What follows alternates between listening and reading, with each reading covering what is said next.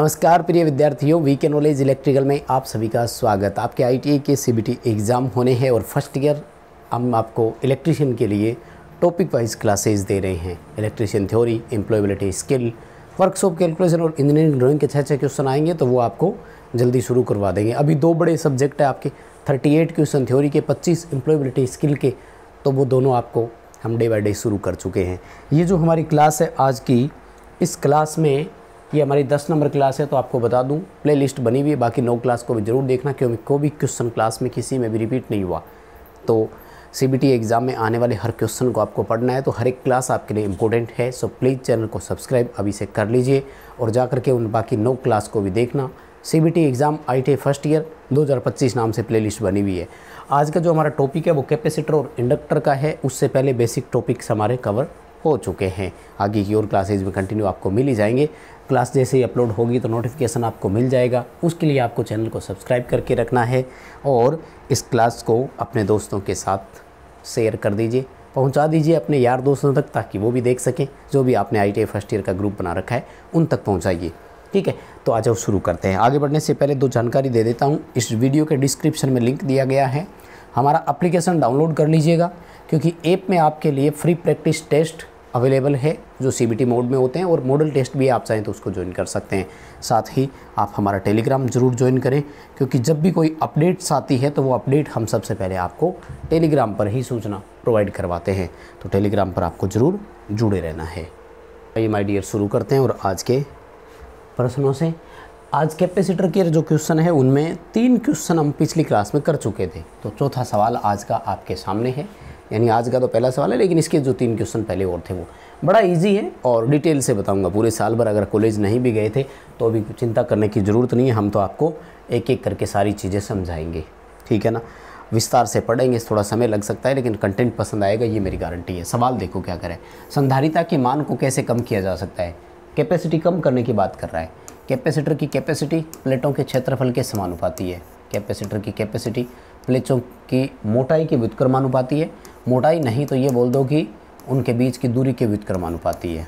परावैद्युत नियतांक के समानुपाती है और प्लेटों की संख्या के भी समानुपाती है। कुल मिलाकर के अगर एरिया बढ़ेगा तो बढ़ता है, डाइलेक्ट्रिक कांस्टेंट बढ़ती है तो बढ़ता है, प्लेटों की संख्या बढ़ती है तो बढ़ता है, लेकिन दूरी बढ़ती है या मोटाई बढ़ती है तो घटता है। तो ये रहा, है ना, सॉरी ये रहा। Increase the distance between plates, प्लेटों के बीच की दूरी बढ़ाकर, ये रहा कारक आपका। आपको हर एक चीज़ को पूरी गहराई से और पॉइंट से समझना है। देखो हम भी कोशिश करते हैं कि पूरी गहराई से समझाएं, क्योंकि कंसेप्ट क्लियर होना ज़रूरी है। देखो रटे मारने से कुछ नहीं होगा। अगर आप ये चाहते हैं कि बस गुरुजी आप तो 15 मिनट में 30-35 क्वेश्चन करवा दो जो पेपर में आ जाए, नहीं, इस धारणा से बचो। पास सारे हो जाओगे, चिंता मत करो, मैं गारंटी लेता हूँ आपके पास होने की। आप कंसेप्ट के साथ चीज़ों को पढ़ो ताकि याद रहे। कभी कोई पूछे, बाई चांस एग्जामिनर कैपेसिटर का सवाल आपसे प्रैक्टिकल में कुछ पूछ बैठे तो क्या जवाब दोगे उसको। थोड़ा अच्छा जवाब तैयार होना ज़रूरी है आपका, ताकि आप उसको मजबूती से जवाब दें इसको जब भी कोई आपसे वो सवाल पूछे। वाइवा भी तो लेगा ना एग्जामिनर, प्रैक्टिकल में क्या होता है उस पर मैं एक डिटेल से वीडियो दूंगा। सवाल देखो, पराचुंबकीय पदार्थ क्या है। अब ये परा पूरा जो है ना, ये हिंदी में आपको ख़राब कर जाते हैं। दरअसल इंग्लिश का एक शब्द है जिसे हम लोग पेरा बोलते हैं, ठीक है ना, तो हिंदी में इसको अणु बोलते हैं। अब इस परा को कई बच्चे पेरा ही समझ बैठते हैं। ये पेरा नहीं है, ये डाया मैग्नेट है, जिसको हिंदी में हम लोग डाया बोलते हैं। तो डाया को बोलते हैं प्रतिचुंबक। प्रतिचुंबक में क्या आता है, जल, लकड़ी, बिस्मथ, सल्फर, ये इस तरह के जो आते हैं जल वाला, तो आपको इस ऑप्शन के साथ जाना है। बाकी जो वायु है इसको हम पेरा अनुमैग्नेट में रखेंगे, प्लेटिनम को भी इसी में रखेंगे, इस्पात को हम लोग फेरो में रखेंगे, यानी लोहे चुंबक में रखेंगे। चुंबक 3 तरह के हैं, फेरो, पेरा और डाया। लोहे, अणु और प्रतिचुंबक, तो ये तीनों ही आपको याद रखने हैं। इनकी चुंबकशीलताकार है। ज़्यादातर इसमें से सवाल यही बनेगा। और ये भी मैंने देखा है, नोट किया है कि मोस्ट जो क्वेश्चन आ रहे हैं ना वो आपके डाया मैग्नेट से ही आ रहे हैं। तो डाया मैग्नेट के कुछ एक नाम याद रख लो। सल्फर। स्ट्रॉन्गेस्ट कौन है, बिस्मथ सबसे प्रबलतम माना गया है। सल्फर, बिस्मथ, जल, लकड़ी, नमक, हीरा, ये सब आपके डाया मैग्नेट की श्रेणी में ही रखे जाते हैं। तो इन सबको आपको अच्छे से याद रखना है। नेक्स्ट देखो, बहुत सिंपल सवाल है लेकिन कुछ ज़रूरी चीज़ें हैं, तो ज़रूर मैं आपको बताऊंगा और शेयर भी करूंगा। सवाल क्या कह रहे हैं, कौन सा कारक विद्युत चुंबक की ध्रुवता को प्रभावित करता है। ध्रुवता का मतलब है नॉर्थ पोल या साउथ पोल जो है ना वो कैसे बनेगा। चुंबक में पोलरिटी में नॉर्थ और साउथ यही तो पोल है, वो पूछ रहा है अपन से। याद रखना है किसकी बात कर रहा है, इलेक्ट्रोमैग्नेट की बात कर रहा है। विद्युत चुंबक में जो धारा की दिशा है ना वो बहुत मायने रखती है, ठीक है, प्लस या माइनस। आपने किस तरह की करंट दी, अगर चालक में धारा की दिशा यूँ है तो देखो चुंबकीय बल रेखाएं कैसी है, एंटी क्लॉकवाइज, और अगर चालक में दिशा यूँ है तो चुंबकीय बल रेखाएं कैसी है, clockwise. Right hand grip rule, दाएं हाथ का अंगूठे का नियम याद होगा ना, पढ़ा ही होगा आपने, नो डाउट, कोई प्रॉब्लम नहीं है। धारा की दिशा इंपॉर्टेंट है, लेकिन याद रखना स्ट्रेंथ ऑफ करंट, धारा का मान जो होता है ना वो इसकी स्ट्रेंथ यानी चुंबकीय ताकत को संकेत करता है या मजबूती को संकेत करता है, ये भी ध्यान रखना बहुत इंपॉर्टेंट है। यानी इलेक्ट्रोमैग्नेट की हम पोलरिटी भी चेंज कर सकते हैं, हम उसकी मैग्नेटिक स्ट्रेंथ वो भी चेंज कर सकते हैं, यानी जो चुंबकीय शक्ति होती है उसको भी संभव है कि हम बढ़ा सकें, घटा सकें, कम कर सकें ज़रूरत पड़ने पर। चलिए माय डियर, आगे बढ़ने से पहले एक छोटी सी जानकारी आपको फिर देना चाहूँगा। डिस्क्रिप्शन में लिंक है, ऐप डाउनलोड कीजिए। एप्लीकेशन पर आपके लिए एक मॉडल टेस्ट सीरीज स्पेशल तैयार की है सीबीटी एग्जाम 2025 के लिए, जिसमें electrician theory, employability skill, workshop, calculation, engineering, drawing, चारों सब्जेक्ट के पेपर डाले हैं। सीबीटी मोड मॉडल टेस्ट, साथ में 75 क्वेश्चंस का आपको स्कोर दिया है, पूरा एकदम पेपर, ताकि आप उनको पढ़ सकें। क्योंकि होता क्या है कि जब हम क्वेश्चन पढ़ लेते हैं तो लगता है कि हाँ ठीक है पेपर में सवाल आएगा तो कर लेंगे, जब सामने क्वेश्चन आते हैं तो घबरा जाते हैं और हो नहीं पाता है। यहाँ दिए हैं आपको मॉडल टेस्ट, प्रैक्टिस कीजिए, एकदम ऑनलाइन पेपर होगा, जैसे ऑनलाइन पेपर देते हो ठीक वैसे ही। तो इससे क्या है कि आपको प्रैक्टिस करने का अभ्यास हो जाएगा, तो आप बेटर जो है वो प्रैक्टिस कर पाएंगे और पेपर में गलतियां नहीं होगी। साथ में इसमें प्रीवियस क्वेश्चन पेपर भी डाले हुए हैं। आपकी परीक्षा में क्या होता है कि प्रीवियस पेपर जो है ना वो काफ़ी क्वेश्चन उसमें से रिपीट हो जाते हैं। चलिए माय डियर, आइए नेक्स्ट अगले क्वेश्चन पर। चुंबक वाहक बल की इकाई क्या है? चुंबक वाहक बल को इंग्लिश में मैग्नेटोमोटिव फोर्स MMF बोलते हैं। और अगर इसकी कैलकुलेशन का मैं आपको फॉर्मूला बताऊं तो N × I होता है। N होता है टर्न की संख्या, I होता है करंट की वैल्यू यानी धारा का मान कितना है ना। तो करंट होती है एम्पियर में और टर्न को T की संख्या से दिखाते हैं, इसलिए हम इसे एम्पियर टर्न्स में दर्शाते हैं। याद रह जाएगा सबको। हालांकि एक और था, गिलबर्ट नाम का एक वैज्ञानिक और था, तो दोनों में से कोई भी आ जाए। वैसे आपके पेपरों में तो सीधा क्वेश्चन आएगा, तो घबराने की ज़रूरत नहीं है, एम्पियर टर्न लिखा हुआ आपको मिल जाएगा। गिलबर्ट इसकी दूसरी इकाई है। ये कभी कंपटीशन एग्ज़ाम की जब तैयारियां करोगे ना तब आएंगे सवाल, अभी तो नहीं। फर्स्ट ईयर में हो, पास करो, फिर सेकेंड ईयर आएगा, उसके बाद भर्ती परीक्षाओं की तैयारी करोगे तब आएगा सवाल आता है। नेक्स्ट देखो, सीरीज में 3 इंडक्टर जुड़े हैं, उनका टोटल इंडक्टेंस बताना है। देखो जब इंडक्टेंस सीरीज में हो तो उनका L1 + L2 होता है, ठीक है। रेजिस्टेंस सीरीज में हो तो उनका R1 + R2 होता है। लेकिन जब कैपेसिटर सीरीज में हो तो उनका 1/C1 + 1/C2 होता है। माय डियर, क्वेश्चन जब भी पढ़ो, मेरा रिक्वेस्ट है, कहीं से कैसे भी पढ़ो, बुक से पढ़ो, कोई और क्लास देख रहे हो कहीं से यूट्यूब से, जब भी पढ़ो तो इन 3 चीज़ों को एक साथ पढ़ा करो ताकि गलतियाँ नहीं हो। बहुत सारे बच्चे कैपेसिटर वाले मामले में गलतियाँ कर बैठते हैं। तो यहाँ ये रहा उत्तर आपका, ठीक है, कोई समस्या नहीं है, सबका सही हो जाएगा। और 1/LT अगर लिख देगा तो ये वाला फॉर्मूला आपका समांतर सर्किट के लिए सही मान लिया जाएगा, यानी समांतर के लिए होगा। लेकिन इन तीनों का सीरीज में याद रखो, रेजिस्टेंस और इंडक्टर का सीरीज एकदम सेम होता है और कैपेसिटर उनका उल्टा होता है, यानी जो समांतर वाला फॉर्मूला लगता है वो कैपेसिटर में आपको यहाँ लगा देना होता है। नेक्स्ट देखो, परमियंस की इकाई क्या है? ये भी सिंपल क्वेश्चन है। दरअसल परमियंस क्या है? तो परमियंस है चुंबकीय चालकता, ठीक है ना। वैद्युतिक परिपथ में हमारे चालकता के समान चुंबकीय परिपथ में परमियंस होती है। एक तो है ना विद्युत और चुंबक वाले का थोड़ा आपस में याद रख लो, ये एक सवाल आपसे ज़रूर पूछा जा सकता है। चुंबक में MMF है, वैद्युतिक सर्किट में EMF है। वैद्युतिक सर्किट में करंट होता है, यहाँ पर फ्लक्स होता है, ठीक है ना।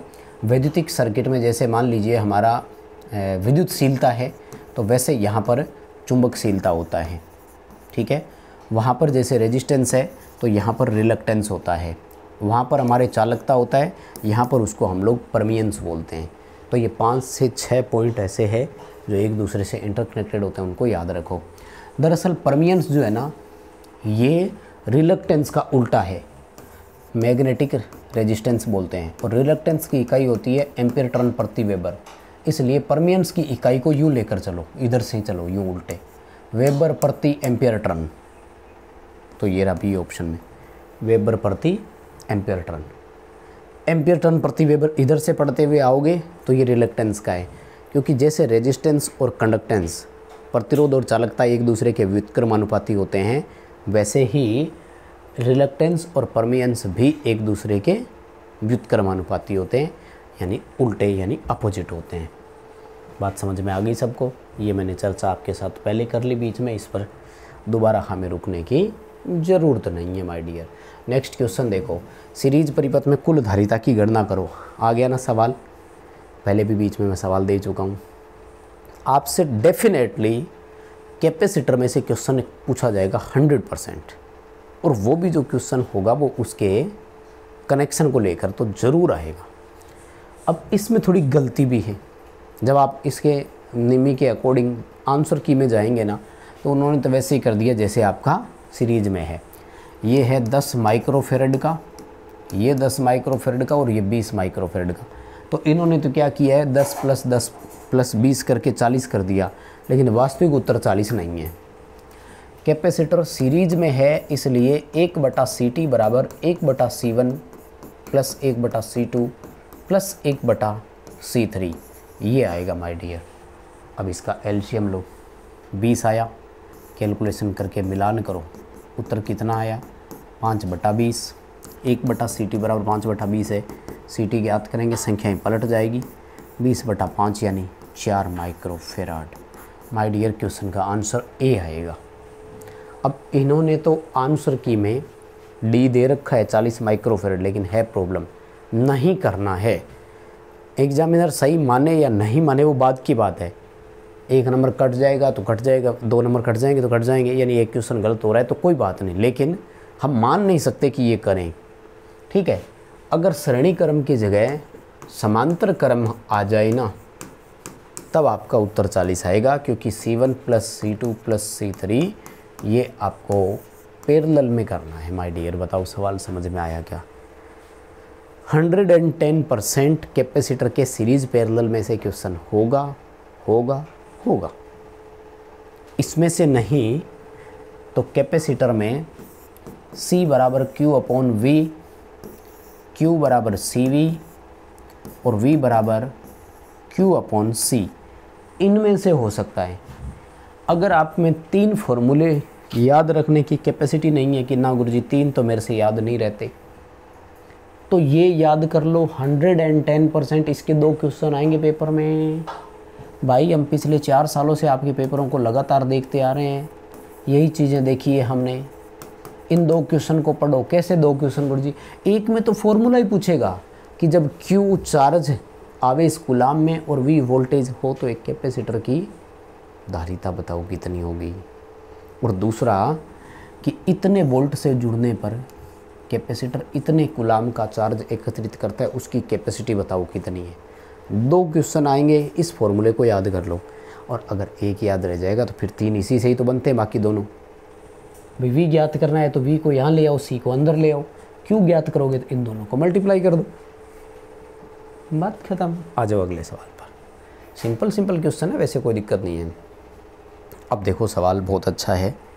क्वेश्चन कह रहा है, ये वेरी मोस्ट इम्पोर्टेंट है। ये भर्ती परीक्षाओं में जब कंपटीशन एग्जाम में सवाल आता है ना, मैंने बच्चों को वहाँ परेशान होते देखा है। क्यों? क्योंकि जब ITI में थे तो कंसेप्ट क्लियर नहीं किए। उस टाइम था कि बस आ रहे हैं, फिक्स क्वेश्चन है, पास तो हो ही रहे हैं, मस्त नहीं। टारगेट आज से ही बनाओ। ITI बेस पे नौकरी चाहिए तो कंसेप्ट क्लियर करके ही पढ़ो चीज़ों को। हम 8 से 9 महीने साल में कंपटीशन एग्ज़ाम वालों को पढ़ाते हैं, हमें पता है कि बच्चों की कैसे हालत होती है। नेक्स्ट देखो, सीरीज में विभिन्न वोल्टेज रेटिंग के कैपेसिटर को जोड़ने से पहले क्या सावधानी रखनी चाहिए? ध्यान से सुनना। श्रेणी क्रम में क्या होता है कि वोल्टेज का मान जो होता है ना वो अलग अलग होता है, और अभी हमने देखा कि कैपेसिटर में अगर वोल्टेज हमें देखनी है तो Q/C होता है। सीरीज में आवेश तो समान है, लेकिन वोल्टेज रेटिंग उनकी धारिता पर निर्भर करती है। मान लीजिए हमने एक 10 वोल्ट रेटिंग का, एक 20 वोल्ट रेटिंग का, और दोनों को 30 वोल्ट सप्लाई पर जोड़ा, तो क्या कोई प्रॉब्लम है क्या? प्रॉब्लम हो भी सकती है और प्रॉब्लम नहीं भी हो सकती है। कैसे गुरुजी? हमें ये कन्फर्म थोड़ी है कि इन कैपेसिटरों पर कितनी कितनी वोल्टेज है। बाई चांस इस कैपेसिटर पर 15 वोल्ट आई तो ख़त्म हो गया ना, निर्धारित मान से ज़्यादा वोल्टेज मिलते डैमेज हो गया। हाँ, इसको 15 वोल्ट मिलेगी तो कोई बात नहीं, क्योंकि इसकी रेटिंग 20 वोल्ट थी। तो ये काम थोड़ा सा कम करेगा, लेकिन नष्ट तो नहीं हुआ। इस 10 वोल्ट वाले को अगर 15 वोल्ट मिलेगी तो ये तो डैमेज हो जाएगा ना। तो हमें ये ध्यान रखना होगा कि इस तरह से कनेक्शन किए जाएं कि किसी भी कैपेसिटर पर जो वोल्टेज ड्रॉप होगा वो उसकी रेटिंग से ऊपर ना जाए कभी भी। ये रहा, प्रत्येक कैपेसिटर पर वोल्टेज ड्रॉप उसकी वोल्टेज रेटिंग से कम कम ही होना चाहिए। ये कैसे निकलता है तो वो मैं बता देता हूँ। CT/C1 इंटू VT, मतलब एक V1 निकालना है, एक कैपेसिटर की वोल्टेज निकालनी है। तो ऐसे ही अगर V2 निकालना है तो CT/V2 इंटू VT ये हो जाए। ये फॉर्मूला होता है श्रेणी क्रम में कैपेसिटरों पर वोल्टेज ड्रॉप ज्ञात करने के लिए। बात समझ में आ गई क्या?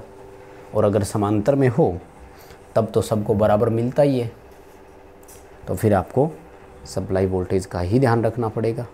वो तो है ही, मैं करवा चुका हूँ, शायद कोई प्रॉब्लम है नहीं। नेक्स्ट क्वेश्चन देखो, कौन सा पदार्थ अनुचुंबकीय पदार्थ है? अब की बार लैंग्वेज बदल दी। अनु बोले तो पैरामैग्नेट, पैरामैग्नेट में आएगा आपका कॉपर। क्लीट वायरिंग ये तो किसी में है ही नहीं। बिस्मथ और ग्रेफाइट जो है ये दोनों के दोनों डाया यानी परा यानी प्रतिचुंबक में जाएंगे। बताओ बात समझ में आई क्या? सोना, चांदी, तांबा, वायु, प्लेटिनम, सोडियम, मैग्नीज, बेच नहीं रहा हूँ बता रहा हूँ, है ना, पैरामैग्नेट में आते हैं। नेक्स्ट देखो जी माय डियर, मेरा सबसे फेवरेट टॉपिक है भाई, सबसे फेवरेट। क्या आपको कॉलेज में स्ट्रेसिस कर्व बहुत अच्छे से पढ़ाया गया था? बताओ। नहीं पढ़ाया गया है तो यूट्यूब पर फ्री में मैंने इस क्लास को बहुत बार समझाया हुआ है, आप पढ़ सकते हैं। BH curve VK knowledge search करना, वीडियो आएगा, बहुत बढ़िया तरीके से कराए। इसकी ज़रूरत है। ये पूरा एक 40 मिनट की क्लास है, ऐप में 40 मिनट मैंने इसी टॉपिक पे चर्चा की है, पूरी फुल विस्तार से समझाया है। मैं बता देता हूँ, थोड़ा सुनो। हम पदार्थ को चुंबकित हम पदार्थ को चुंबकित करते हैं, वो चुंबकित होता जाता है और एक सैचुरेशन पॉइंट आता है। हम डीमैग्नेटाइज करते हैं, लेकिन डीमैग्नेटाइज पूरा नहीं होता है, अवशिष्ट चुंबकत्व रह जाता है। अब हम उसको विपरीत दिशा में चुंबकित कर रहे हैं, तो वो पहले क्या करता है, उस अवशिष्ट चुंबकत्व को ख़त्म करता है। उस अवशिष्ट चुंबकत्व को समाप्त करने के लिए ये जो इतनी शक्ति नष्ट होती है ना, इसको निग्रहित बल कहा जाता है। इंग्लिश में बोलते हैं कोअर्सिविटी या कोअर्सिव फोर्स। कोअर्सिविटी लिख दे तो ठीक है, और कोअर्सिव फोर्स लगा दे आगे तो भी चलेगा। शुद्ध हिंदी में बोलते हैं निग्राहिता। क्या बोलते हैं माय डियर? निग्राहिता। बताओ बात समझ में आई क्या? और बता देता हूँ, सैचुरेशन पॉइंट कहाँ है? ये रहा सैचुरेशन पॉइंट, ये रहा सैचुरेशन पॉइंट, 2 है। मैग्नेटाइजिंग बल कौन सा है? ये नेगेटिव मैग्नेटाइजिंग है, ये पॉजिटिव मैग्नेटाइजिंग फोर्स है। रेजिडुअल मैग्नेट कौन सा है? तो रेजिडुअल मैग्नेट ये रहे, यहाँ से लेकर यहाँ तक का, यहाँ से लेकर यहाँ तक। सारे ऑप्शन बता दिए मैंने, बताओ समझ में आ रहा है कि नहीं? कंप्लीट है फंडा अपना। डायग्राम देख करके अच्छे से करना। ये वो टॉपिक, ये वो चीज़ है जो आपकी क्लियर होनी ही चाहिए, जो आपसे कुछ बेसिक कंसेप्ट मांगता है, और ये बेसिक अगर कवर करोगे तो ही बहुत कुछ कर पाओगे। वैसे इस क्वेश्चन पर चर्चा करने की ज़रूरत नहीं है, क्योंकि इस क्वेश्चन पर अपनी चर्चा हो चुकी है। क्या कह रहा है? विद्युत परिपथ की चालकता चुंबक में किसके समान है? तो परमियंस के समान है, नाम से ही पता लग रहा है। रिलक्टिविटी किसके जैसा होगा फिर? रेजिस्टिविटी के जैसा, है ना, रेजिस्टिविटी के जैसा। परमियंस चालकता हो गया, रिलक्टेंस रेजिस्टेंस के जैसा हो गया। परमेबिलिटी ये आपका होगा चुंबकशीलता है, परमिटिविटी के जैसा होगा, विद्युतशीलता बोलते हैं उसे। बताओ बात समझ में आई क्या? याद रखना ये क्वेश्चन अच्छा है, और एक दूसरे के इस तरह के सवाल जो है ना ज़रूर पूछेंगे। संगत वाला क्वेश्चन तो आएगा ही आएगा। अब देखो रिलक्टेंस की इकाई, थोड़ी देर पहले परमियंस का बताया था ना, ये परमियंस का उल्टा होता है, एम्पीयर टर्न प्रति वेबर, वेबर प्रति एम्पीयर टर्न। किस्मत ने साथ दिया तो परमियंस और रिलक्टेंस दोनों क्वेश्चन की इकाई वाला आपके पेपर में सवाल होगा। ये मैंने देखा है और बहुत फेस किया है, एक ही पेपर में 2-2 क्वेश्चन, एक जैसे क्वेश्चन। परमियंस की इकाई जिसको याद है वो रिलक्टेंस की भी कर देगा, रिलक्टेंस को जिसकी जो इकाई जिसको याद है वो परमियंस की भी कर देगा। मतलब दोनों में से कोई भी आ जाए फिर कोई फ़र्क नहीं पड़ना। ये वो है जिस पर चर्चा कर चुका हूँ। बताओ इस क्वेश्चन में क्या प्रॉब्लम है। आवेश Q, वोल्टेज V, कैपेसिटर की कैपेसिटी, तो C बराबर Q/V। इस पर आधारित एक कैलकुलेशन भी आती है, उसको भी याद रखो। चार्ज देता है 0.5 कूलाम का, वोल्टेज देता है शायद 35 वोल्ट के आसपास। ऐसे एक क्वेश्चन दे रहा है आपको अगेन एंड अगेन, तो उसको याद करो। ये अच्छा क्वेश्चन है, इसमें से बनेगा मतलब आंकड़ा कोई ज़रूरी नहीं है, कैसा भी दे सकता है। आवेश का मान कुछ भी दे देगा, वोल्टेज का मान कुछ भी दे देगा, लेकिन इस तरह का क्वेश्चन जो है वो आपको देखने को मिलेगा। तो कुल मिलाकर के बात ये है कि आपको ये सब के सब जो है वो पढ़ने हैं और बहुत अच्छे से पढ़ने हैं। नेक्स्ट देखो, विद्युत चुंबक की चुंबकीय खींचने की शक्ति कैसे बढ़ाऊँ, मैग्नेटिक स्ट्रेंथ कैसे बढ़ेगा। इलेक्ट्रोमैग्नेट में मैग्नेटिक स्ट्रेंथ धारा की मान पर निर्भर करती है, टर्न की संख्या पर निर्भर करती है, कोर की लंबाई पर निर्भर करती है, कोर के क्षेत्रफल पर निर्भर करती है, कोर के पदार्थ पर निर्भर करती है। कैसे बदल दो भाई, बहुत तरीके हैं। ये रहा, increase the field intensity, field की इंटेंसिटी को हम बढ़ाएंगे तो ये बढ़ जाएगा। बताओ क्वेश्चन समझ में आ रहे हैं क्या। देखो मैं धीरे धीरे आराम से एक्सप्लेन करके बता रहा हूँ, तो मैं ये उम्मीद मान कर भी चल रहा हूँ कि आपको बहुत अच्छे से समझ में आ रहा है। कैसे बताओगे, कमेंट करके बताओगे कि हाँ जी समझ में आ रहा है, और अच्छे से समझ में आ रहा है तो प्लीज़ लाइक करके जाएंगे। हम तो लाइक से गिन लेंगे कि चलो इतने बच्चों ने लाइक किया तो भाई इतने बच्चों को ये क्लास बहुत अच्छे से समझ में आई, तो लाइक कर दो, हम समझ जाएंगे। बिना लाइक किए तो नहीं जाने दूंगा, प्लीज़ वीडियो को लाइक करेंगे। अब देखो जो BH कर्व अभी आप देख कर आए थे ना, उसमें हुआ क्या था कि हम पदार्थ को चुंबकित करना चाह रहे थे। वो चुंबकित यानी मैग्नेटाइज तो हो रहा था, लेकिन थोड़ा पीछे पीछे चल रहा था। ये कह रहा है कि चुंबकीय फ्लक्स घनत्व है ना, आरोपित चुंबकीय बल से हमेशा पीछे रहता है। ये एक ग्रीक भाषा का शब्द है हेस्टिरोज, और उसका मतलब होता है पिछड़ जाना। हमने उसको बदल करके स्ट्रेसिस कर दिया, जिसको हम लोग स्ट्रेसिस हानि के रूप में भी पढ़ते हैं। वास्तव में स्ट्रेसिस नहीं, हेस्टिरोज नाम का एक शब्द था, ग्रीक भाषा का, अपना नहीं था। और इस शब्द का मतलब होता है पिछड़ जाना। इससे हमने क्या किया, स्ट्रेसिस हानि बनाई। कहने का मतलब इसको शॉर्ट में हम लोग बोलते हैं कि बी जो है ना वो एच से हमेशा लैग करता है। ये कंपटीशन एग्जाम में आया हुआ है। इसरो में टेक्नीशियन में सवाल पूछा था एक बार कि जो बी है ना वो हमेशा एच से पीछे रहता है, लैग करता है, इसका कारण क्या है। नेक्स्ट क्वेश्चन देखो माय डियर, क्या सवाल पूछ रहे हैं। चुंबकीय क्षेत्र में रखी गई आसपास की धातु पर क्या प्रभाव। मेटल अगर मैग्नेट में कहीं रखेंगे ना तो उस पर इंडक्शन का प्रभाव आएगा। इंडक्शन को हिंदी में बोलते हैं प्रेरण। प्रेरण कौन सा होगा, विद्युत चुंबकीय प्रेरण, यानी इलेक्ट्रोमैग्नेटिक इंडक्शन। इलेक्ट्रोमैग्नेटिक इंडक्शन के कारण उस धातु में भंवर धारा प्रवाहित होती है, जिसको हम लोग क्या बोलते हैं, एडी करंट बोलते हैं। समझ में आया। अगला सवाल देखो, यदि ध्रुवित इलेक्ट्रोलाइट विपरीत इलेक्ट्रोलाइटिक कैपेसिटर विपरीत ध्रुवता से जुड़ा है तो क्या होगा। एक कैपेसिटर होता है इलेक्ट्रोलाइटिक, इसमें पॉजिटिव और नेगेटिव टर्मिनल बने रहते हैं, और प्लस वाला प्लस से और माइनस वाला माइनस से ही जुड़ना चाहिए। अगर रिवर्स जुड़ गया तो इतनी ज़्यादा हीट पैदा होगी कि ब्लास्ट होगा और कैपेसिटर फट जाएगा।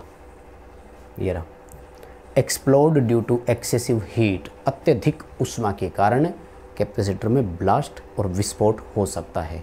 It is very dangerous, it is very risky. इसलिए पोलराइज्ड कैपेसिटर के घरों में हम जो छत पंखे में लगाते हैं वो पेपर कैपेसिटर होता है, वो अध्रुवित नॉन पोलराइज्ड बिना ध्रुवता वाला होता है। कोई सी तार किधर ही घुमा दो, हमारे लिए आसान हो जाता है थोड़ा, नहीं तो समस्याएं बहुत हो जाती।